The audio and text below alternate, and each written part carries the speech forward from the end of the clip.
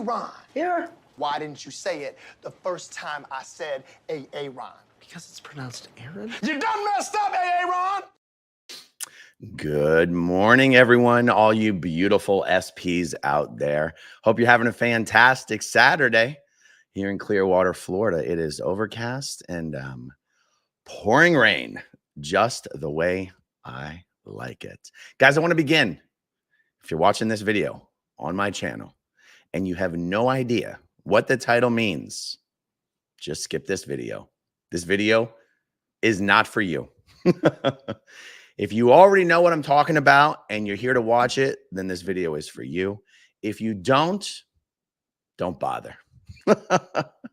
Not all content on my channel is meant or suitable for all of my audience who tunes in to watch my regularly scheduled programming. In fact, normally when I do videos like this that are personality based, the truth is my audience doesn't even like it. The videos might look like they perform well because people watch the videos like they watch a car crash or a train wreck. But the truth is I lose subscribers every time I do videos that are personality based. But the thing is, sometimes some things just need to be done. And this isn't going to be a mean-spirited video, but it's going to be a video that is intended to continue to shine a little bit of truth, a little bit of perspective, a little bit of reality on a situation where lies and conspiracy theories and accusations and innuendo are being used to slime and to smear people in the anti-Scientology activist community. And it's being done in a way that is really just kind of, it's being turned into a circus. It's being turned into a sideshow. It's almost like, I don't know, I'm finding the right analogy is going to fail me. But the thing is, it's like when someone tries to make a space so unpleasant and so dirty and so filthy that people would think twice to participate. And when someone does it in a way that almost everyone is afraid to publicly say, because guys, it doesn't matter what you say in private when it comes to situations like this. It only matters what you're willing to say in public. People are afraid to publicly say, hey, look, even kindly but firmly, hey, look, the stuff that you're saying isn't true.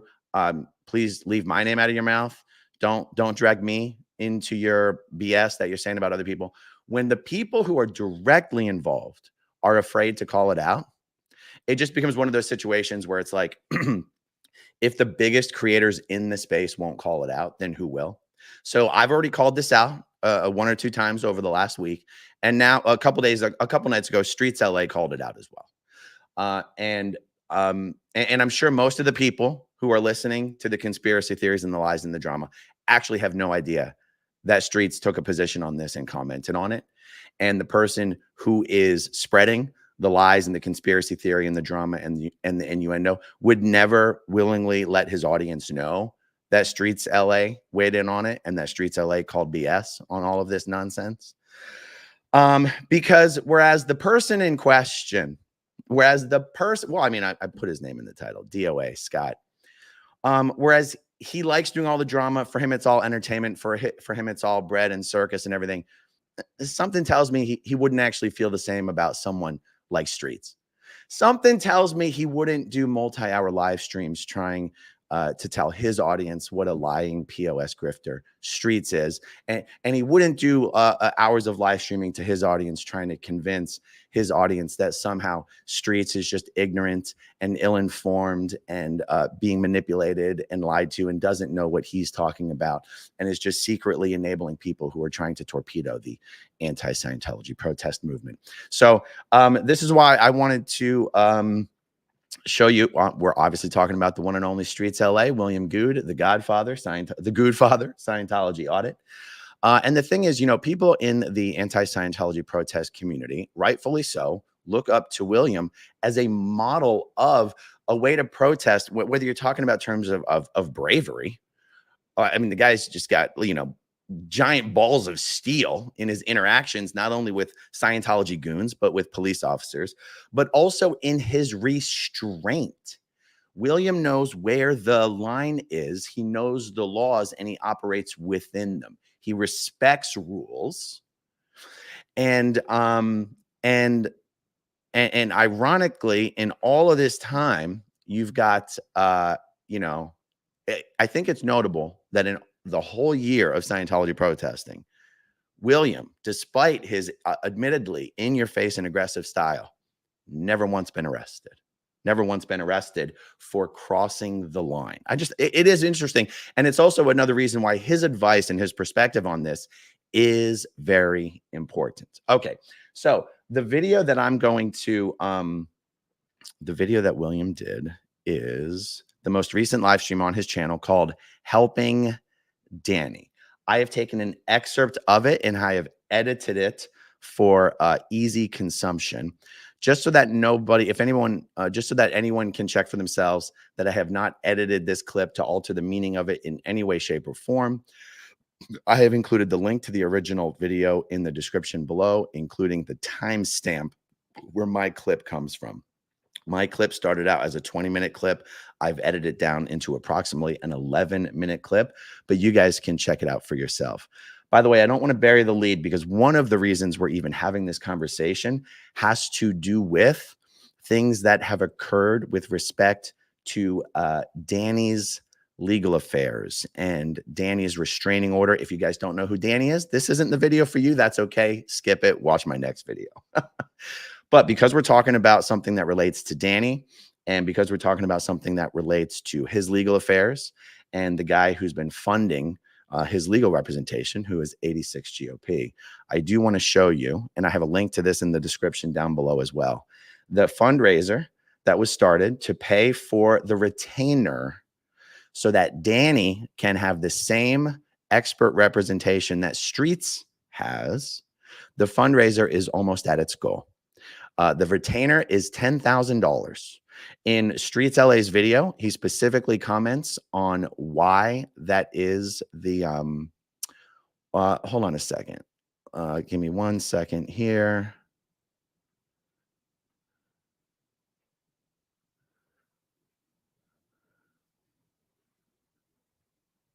Okay. Streets explains why this is the retainer and why we are raising this money. He's almost at his goal. I have a link to this GoFundMe in the description down below. And maybe by the end of this video, we can get Danny over the $10,000 goal. Okay. Y'all ready? Let's do this.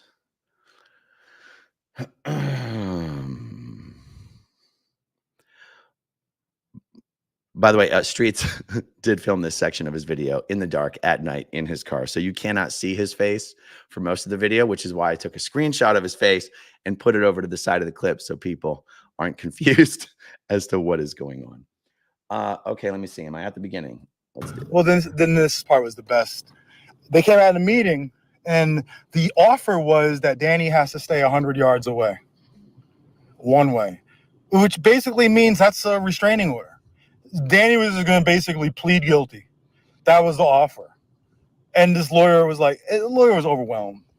I know people keep on saying that, like, it's a situation where 86 GOP orchestrated it for Danny to lose or to plea. It doesn't even make sense, to be honest with you, because if you're going to do something like that, you actually hire a competent lawyer to do that. But it's not that. Hiring that firm made sense. And there was a bunch of other shit that led up to it that, you know, Danny was originally going to work with my lawyer, but things that happened, and so he ended up over there working with that lawyer, and it's no good. So, you know, Danny mentioned that they were going to have a partner at the firm potentially do it, but I think Danny was just ready kind of to move on. And so he and 86 GOP, like Danny said in his thing, they parted amicably. Me personally, I don't think it had anything to do with 86 GOP trying to do anything nefarious. It was just this lawyer was the dumbest motherfucker in the world. And they thought it was just a small case. They This lawyer just wasn't ready. I'm gonna look at the chat. I've been looking at the chat. I'm looking at the chat and see what questions you guys got.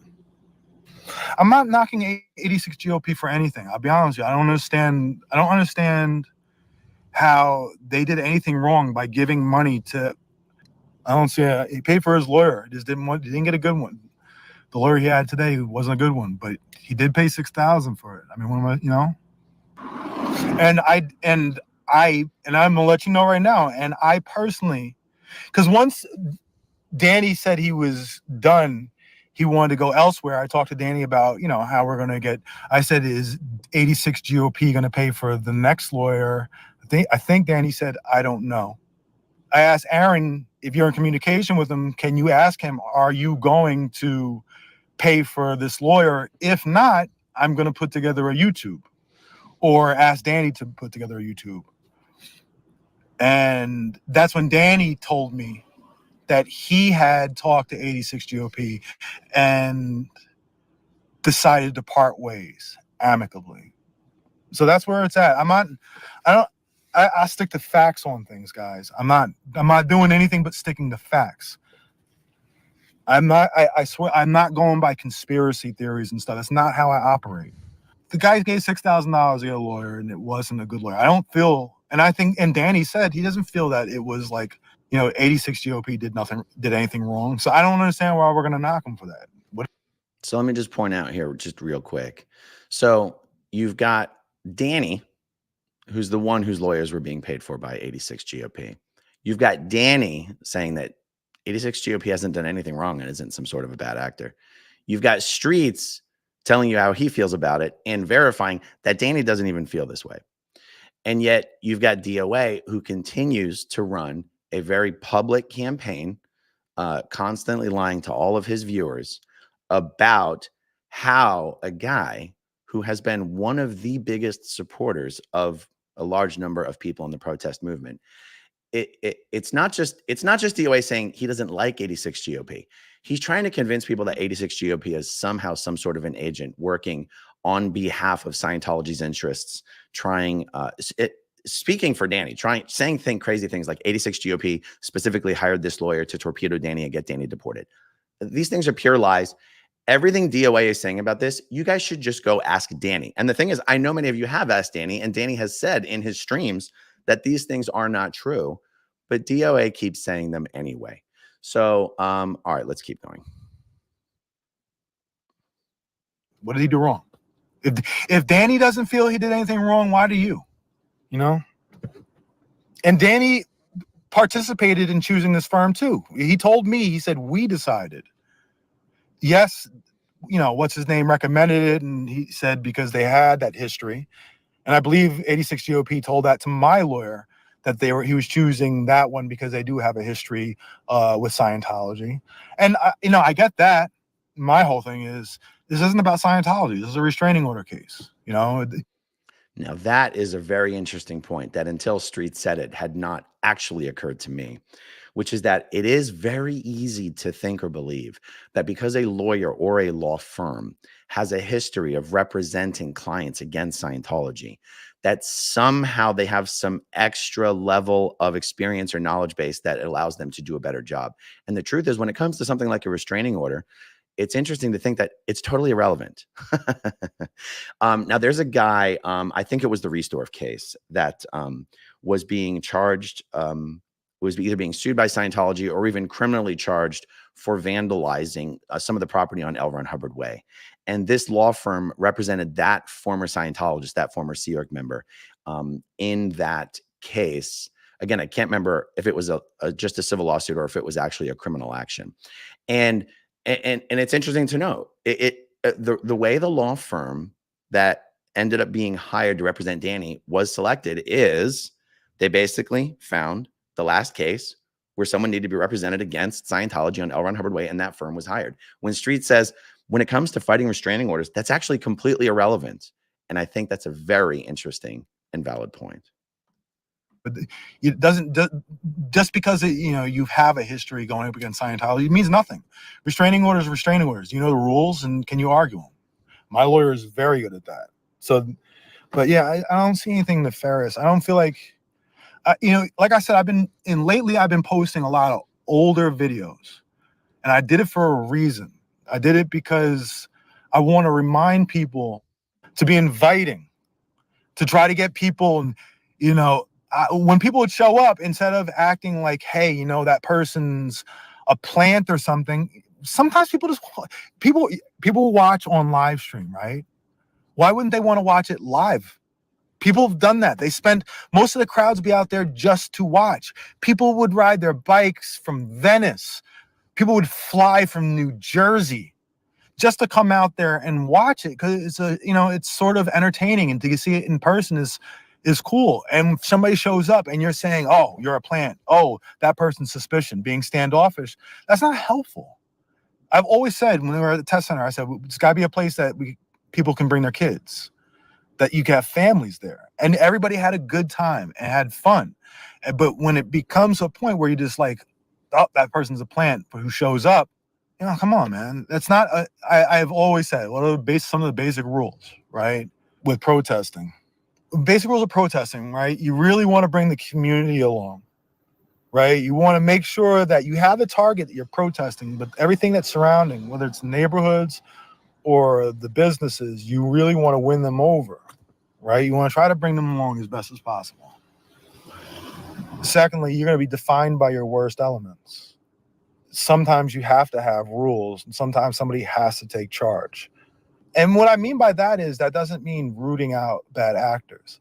That's being, when we're over at the test center, making sure somebody doesn't rip down Scientology's address numbers on the building, or making sure that somebody doesn't piss in the doorway and be disrespectful. That's, and when I say disrespectful to the other protesters who are out there doing it the right way. So sometimes you kind of need some rules, right? Everybody needs to have their own individuality. You can look back and remember the original people out there. Myself, the way I did my stuff is way different than Jessica did stuff, and way different than Chris and the other Chris. And, all the original, Sergio and Cam, everybody had their own thing. But everybody had a good time, and everybody was there to support each other. And again, it's important to be inclusive. So yeah, that's why I've been posting some of those old videos, just because to me, I found it refreshing to see some of this stuff, and to remind people that, a good protest should be able to have kids come there and not scare people away. Not be accused. It's how horrifying is that, to just be called like, oh, that person's a plant. And my thing is, so what? Imagine if Scientology sent somebody to be out there and hang out in the crowd. Who cares? What the fuck are they gonna do? Anything they do is an individual act. Now it'll be on them. What could they do they're gonna get information? We're live streaming right now, live streaming to 900 people. People are gonna know we're live streaming. This is on secret conversation. Who cares? All that paranoia, who cares? This is every protest movement. Paranoia takes over. And like I said earlier, they closed up shop on the test center and have done everything possible to run and hide to make sure that they are not sort of content, because they figure, and I've been saying this since January or whatever, because they expect the protesters to sort of have nothing to do, sit around bored, and start turning on themselves with the gossip and high school shit and stuff. And I knew it was going to happen. It is here. So my thing is, it's not unexpected. I don't be like, oh, this hurts the movement. It's a cycle you're going to go through. And you know what happens?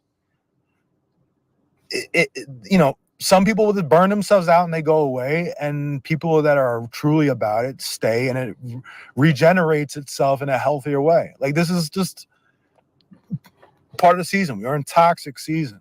I don't go around calling anybody plant. Don't call people plants like that. If you better have some receipts. That's just not a cool thing to throw around. Be inclusive. Invite people in. Perception. Remember, this is a PR battle. Fight against Scientology is a PR battle. Yeah, Scientology is a PR battle. Fighting against them, or any protest, it's a PR battle. You're trying to win over the public.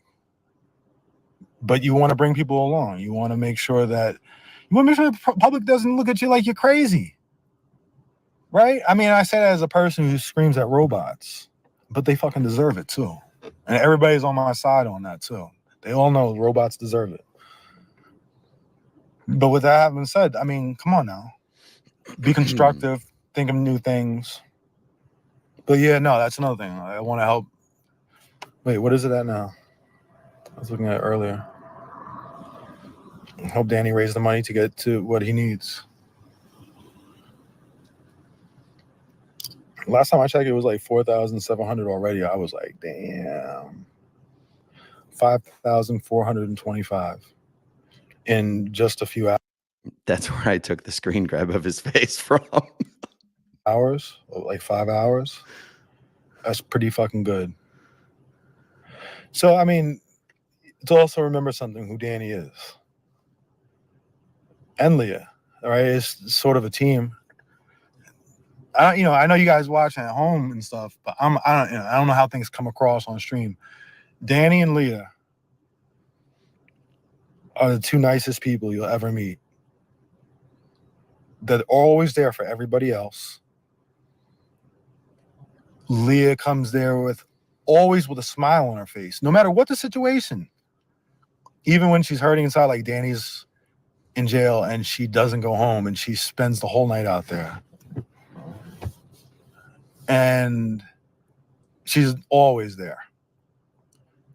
And she always has that, she's so pleasant. She got that smile on her face, and she's a fucking gangster too, just like Danny. Danny is always there. Nobody puts more work in throughout the United States with the way he travels. You know, he's a good person. He's just they're both really good people. So, I mean, making sure you're there for them on this is cool, you know. And it's for them. It's not just for Danny. It's for Leah. They deserve, listen, these two deserve good representation. Right? We all agree that. Okay, good. There you go. Well, guys, just in the last 20 minutes or so, we've raised at least another $200 towards Danny's fundraiser. I'm refreshing it right now. We're at 9,245. We need $755 more to hit the target. Mods, please feel free to drop that link in a live chat. It would be awesome if we could get over the goal by the end of this video. Okay, so let me start. I'm going to go through some of the comments here. Selfless Self says, maybe have Danny on and ask him. Selfless, let me ask you a question. Why don't you ask Danny and ask him if he's and why don't you ask him? I talked to Danny. I've had conversations with Danny. I spoke with Danny before I ever did my first reaction video to this. I'm in touch with Danny. I know how Danny feels. Like I said, most people in the protest community, because of witnessing the campaign of harassment, hate, lies, and revenge that DOA has waged on anyone he chooses to define as a bad actor, and his list of bad actors is extended by anyone who doesn't agree with his sentiment about who is a bad actor. Why don't you call Danny and any of the other people that in the protest community that DOA has been targeting and ask them why they don't want to publicly comment on this? Because I've already done my homework on the back end on this. I'm guessing that you haven't, Selfless. Okay. There's a bunch of comments that I've starred, and I'm gonna address these. Anna says, can you comment on how the Scientology lawyer brought up with Danny and Scott the comments that 86 GOP did with the threats against Scientology? I don't think it's a scheme, but it is part of the upset. I'm very glad that you asked, with the caveat that I haven't seen every single page of every single filing or every minute of every video that's been done on this subject. I can tell you that the videos I have seen where of the evidence that Scientology's attorneys brought into court was not the transcripts, and the video evidence that Scientology used wasn't words from 86 GOP. It was words from Scott talking about what he was accusing 86 GOP of. Do you see how this gets very self-defeating and self-destructive? When 86 GOP told Scott he wasn't getting any more money, and Scott decided he was going to wage war against 86 GOP, Scott did video after video after video after video, disclosing things he was now publicly accusing 86 GOP of.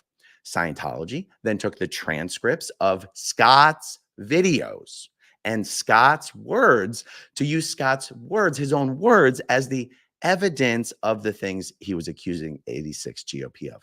Some of the things Scott is accusing 86 GOP of having said is things that, according to Scott, was said in private phone conversations. But then Scott jumps on a live stream and tells as many people as possible, as many times as possible, guess what 86 GOP said to me about Kendrick Moxon? Can you believe it? And then Scientology takes the transcript of Scott's video and then uses that as evidence. Do you see? Do you guys see what I'm saying?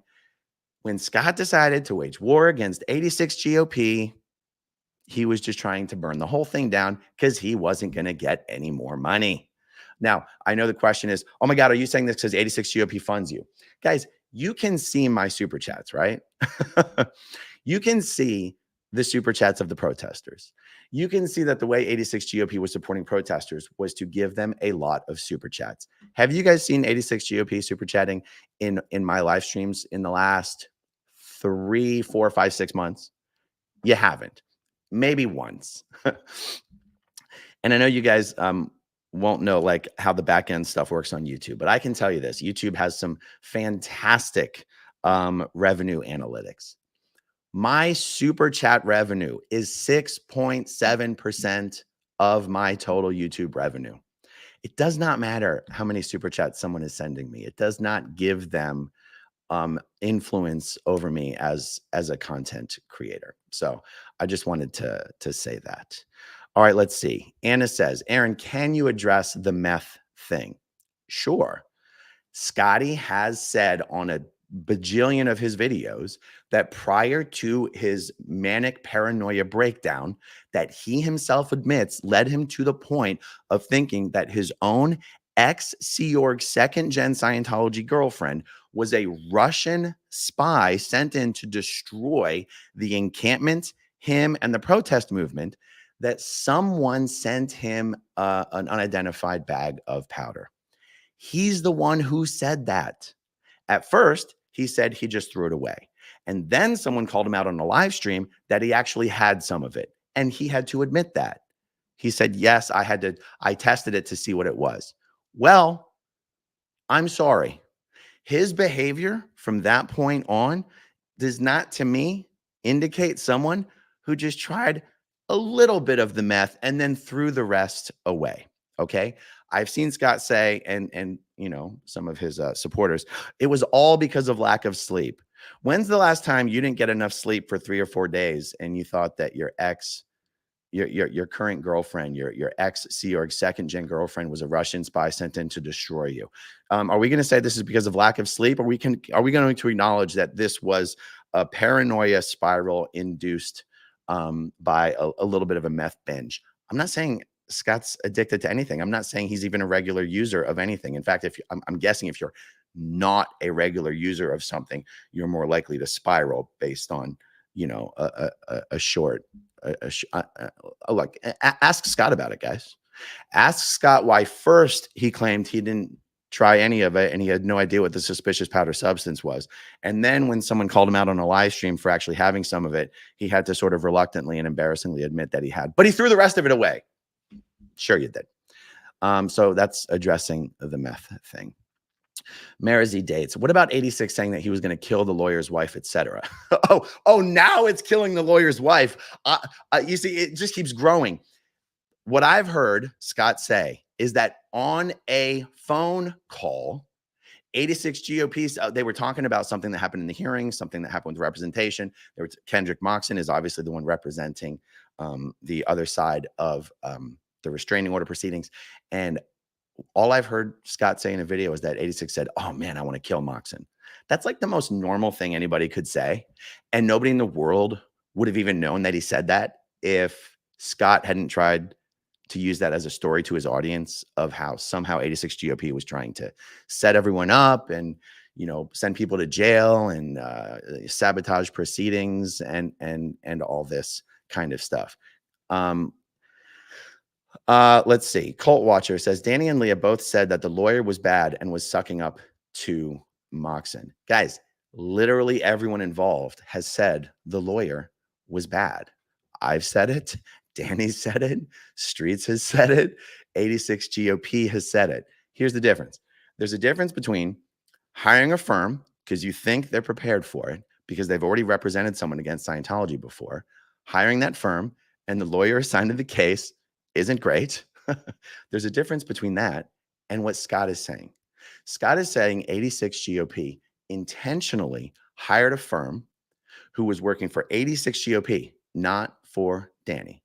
And he hired this firm as part of a plot and a plan to torpedo Danny's chances of winning this thing, to try to get Danny permanently restrained, and also to try to deport Danny.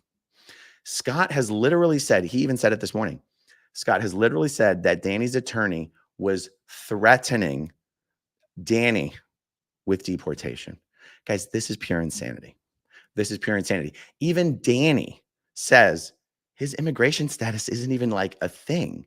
It's not even, there's no, even if Danny's attorney had said, hey, look, what these guys on the other side might try to do is X, Y, and Z. And if you've got any problem with this, they might try to do this and this and this. I have never actually heard Danny comment on what the truth of this deportation subject is, other than to say, there are no issues with my immigration status.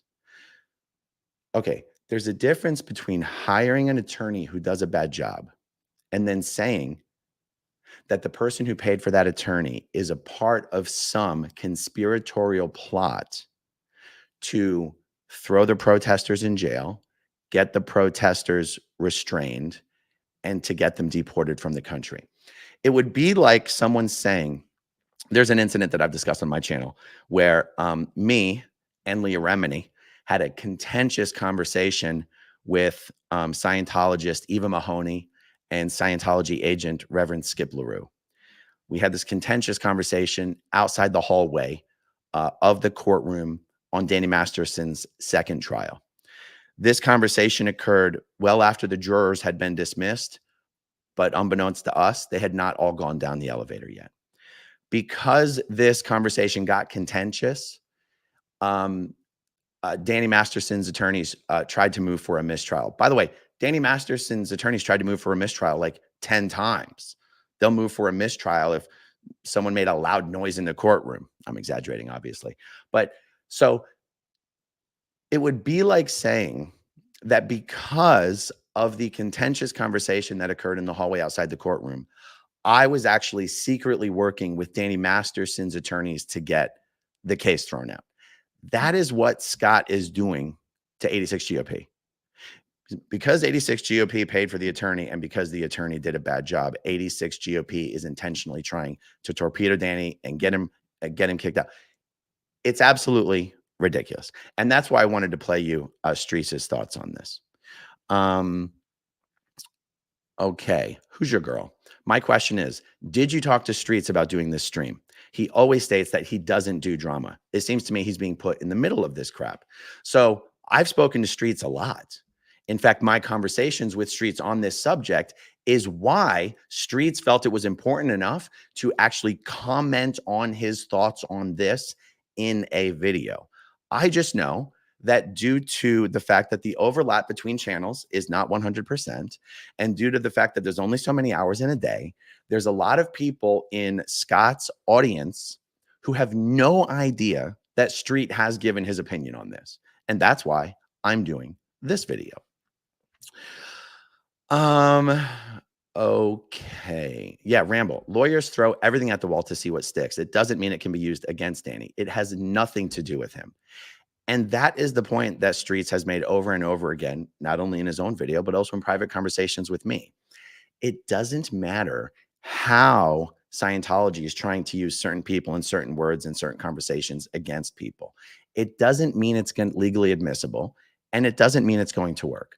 But all it does is allow Scott to continue his targeted harassment of people who've both been active in this community for longer than Scott has, and who have been the most supportive of those people in this community. Okay. I'm only going to bring up comments, even super chats, guys, that are like directly relevant to the topic. Let me see. SPTV in Espanol says, I want to give 86 GOP the benefit of the doubt. I thought that where everything went wrong was when the firm hired decided to give Danny's case to an amateur, as if they have no idea how Scientology works. Guys, the truth is, as Streets said, a knowledge of how Scientology works is 100% irrelevant to a restraining order case. Just completely irrelevant.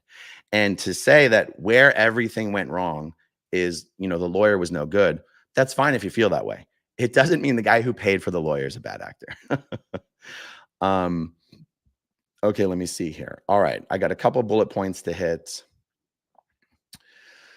Oh, by the way, there's one thing I've never heard Scott tell his audience. I have heard Scott criticize people for fundraising for attorney's fees. Scott, did you tell your audience that Streets' very expensive attorney represented you for free? Did you tell everybody that? You didn't have to pay for representation. Streets' attorney represented you for free. Danny didn't have that luxury. Danny needed an attorney. You didn't pay for Danny's attorney. Who paid for Danny's attorney? 86 GOP did. And you know what? While you were live streaming from your Uber, telling everybody that 86 GOP was part of a secret plot to get Danny deported, I was being asked by Streets to ask 86 GOP for another $10,000 to pay for the retainer for the lawyer. So do you see where I started to get behind the scenes very, very pissed off? You've got 86 GOP, who's been a huge supporter of the protesters. He's helping Danny. You're in an Uber live streaming up your nose, telling everyone that 86 GOP is actually trying to hurt Danny. Well, I'm being asked to ask 86 GOP for $10,000 more to continue to help Danny. I'm going to tell you, part of the reason we have now had to raise $10,000 when we wouldn't have had to, 86 GOP theoretically could have covered the bill if he wanted to. Part of the reason is you have been weaponizing Danny. It's totally not okay. It's not fair to him. It's disgusting. It's manipulative. You've been weaponizing Danny and driving a rift publicly between Danny and the guy who's been helping him more than anyone else. More than anyone else. Your hateful campaign against 86 GOP and trying to weaponize Danny's predicament against him is part of the reason we have now had to ask the community to come up with $10,000 to pay for a new lawyer's retainer. And that is why, since you're part of the reason this whole thing got screwed up to begin with, I'm dedicated to using this live stream to get this fundraiser put over the edge.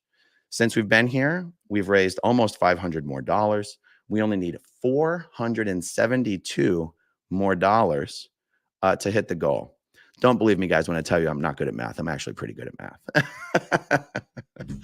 math. Okay, let's see. By the way, Scotty, you keep talking about what a dedicated protester you are. You know what? If you're such a protester, go protest.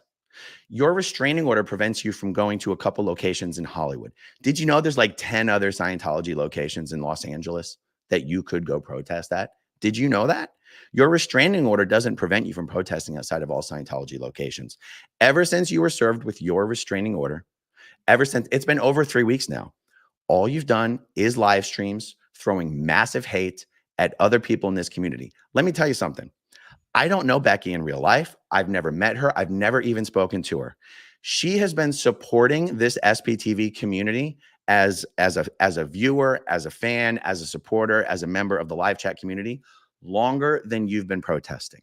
So when I defend Becky, it's not because I'm taking Becky's side over your side. I said I was going to take no one's side. But and same thing for Sir Crepitus. Sir Crepitus has been not only supporting this movement, but a part of this movement since 2008. much longer than you've even known what Scientology was. So when people say, oh my God, why are you defending 86 GOP so much? He must be like your sugar daddy or something. Please understand, I would be supporting anyone who has been an important, valuable, and contributing member of this community for a very long time, who is being being put, in the crosshairs of a targeted harassment campaign. And I'll be clear about this, Scott.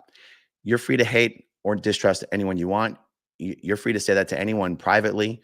You're free to do whatever you want. When you're using your public platform to targetedly harass and smear people I consider to be friends or allies, and you're doing it public, so you're doing it to a portion of our shared audience, the responsibility becomes mine to correct the record. I would never be doing videos correcting what you think about this person or that person if you were just doing it in private. That's just not my business. My audience may not all know who you are, but your whole audience does know who I am. I'm not actually doing this video on my channel because this message needs to be delivered to my audience. I'm doing this video on my channel because this message needs to be delivered to your audience. Maybe they don't believe me. Maybe they don't trust me. I don't care. But at least I will have done what was in my power to correct the record and defend my friends and allies who are being unfairly targeted and harassed by you. Okay. It's not about me taking sides against one person over another. It's not what it's about at all. Feel free to go protest, Scotty. You're a professional protester. Go protest. Show us what you got. You don't even have to leave the state. There's probably 10 other Scientology orgs within an hour of you that you could protest at, but you don't. You just spend every day of the last 4 weeks trying to shit on people. It's not okay, dude. It's really not okay. Okay, let's see. Did that. Yeah, there we go. All right. That's it, guys. This live stream is going to auto redirect to Natalie's live stream that is presently in progress. Please stick around and join her. Jump over to her channel, say raid. We're raiding from Growing Up in Scientology channel. Thanks for hanging out with me, guys. I will get my little outro ready here. I'll talk to you soon. Okay, if you want to see my rock and roll songs, click right on this guitar. And if you want to see a different one of my videos,